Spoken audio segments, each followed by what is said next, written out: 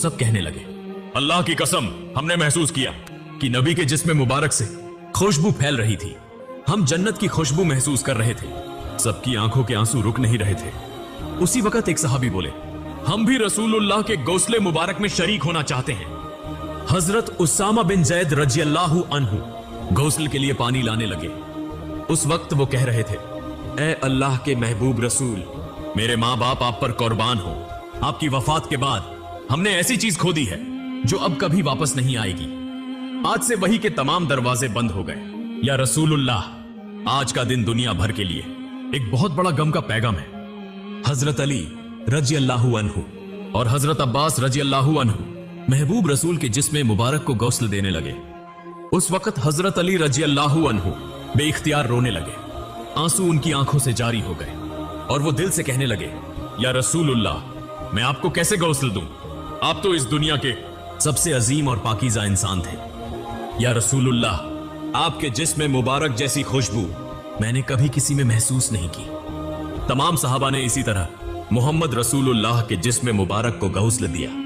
गुस्ल के बाद 3 सफेद कपड़ों में कफन का इंतजाम किया गया।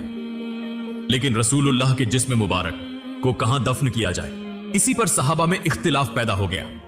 किसी ने कहा उहुद के मैदान में दफन किया जाए, शुहदा के करीब। किसी ने कहा जन्नतुल बकी में दफन किया जाए। ऐसे ही राय मुख्तलिफ होने लगी।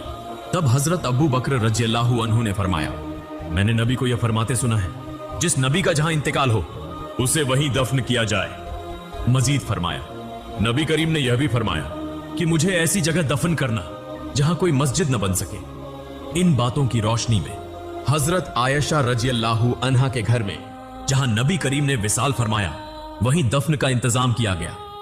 फिर एक अहम सवाल सामने आया, नबी की नमाज जनाजा कौन पढ़ाएगा? ऐसी अजीम शख्सियत जिनके पीछे सहाबा नमाज पढ़ते थे, अब उनकी नमाज जनाजा की इमामत कौन करे? आखिरकार फैसला हुआ कि कोई एक इमाम मुकर्रर नहीं किया जाएगा। सहाबा गिरोह दर गिरोह नबी की नमाज जनाजा पढ़ेंगे। सबसे पहले नबी के अहले बैत ने नमाज जनाजा अदा की, फिर मुहाजिरीन आए, फिर अंसार आए, फिर मदीने के आम लोग आए। इसी तरह बारी बारी नमाज जनाजा मुकम्मल की गई। नमाज जनाजा मुकम्मल होने के 22 घंटे बाद सैयदुल मुरसलीन खातिमुन नबीयीन रहमतुल लिल आलमीन मोहम्मद रसूलुल्लाह का जिस्म मुबारक हमेशा के लिए इंसानों की नजरों से ओझल कर दिया गया। उसके बाद हजरत फातिमा रजी अल्लाहु अन्हा उस जगह गईं जहां रसूलुल्लाह बैठा करते थे। नरमी से उस जगह को छुआ और जारो कतार रोते हुए फरमाया, अब्बा जान, या रसूलुल्लाह, आप तो हमें यतीम करके चले गए। आज मदीना इतना खामोश क्यों है? हवा में आपकी मोहब्बत भरी आवाज क्यों नहीं आती? फिर वो शिद्दत से फरियाद करने लगी, या रसूलुल्लाह, आप तो फरमाया करते थे कि हम जन्नत में एक साथ होंगे, लेकिन मैं इस वक्त तक कैसे इंतजार करूं? ये दुनिया मेरे लिए बिल्कुल खाली हो चुकी है। फिर हजरत फातिमा रजी अल्लाहु अन्हा रसूलुल्लाह की कब्र मुबारक के करीब जाकर रोते हुए कहने लगी, या रसूलुल्लाह, आप तो वही हस्ती हैं जिन पर अल्लाह की रहमत नाजिल होती थी।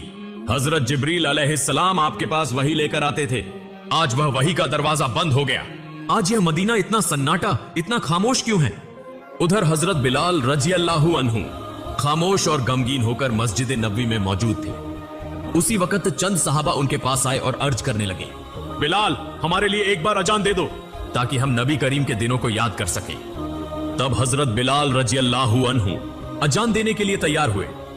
अल्लाहु अकबर, अल्लाहु अकबर। जैसे ही उनकी मीठी आवाज बुलंद हुई, सब रोने लगे।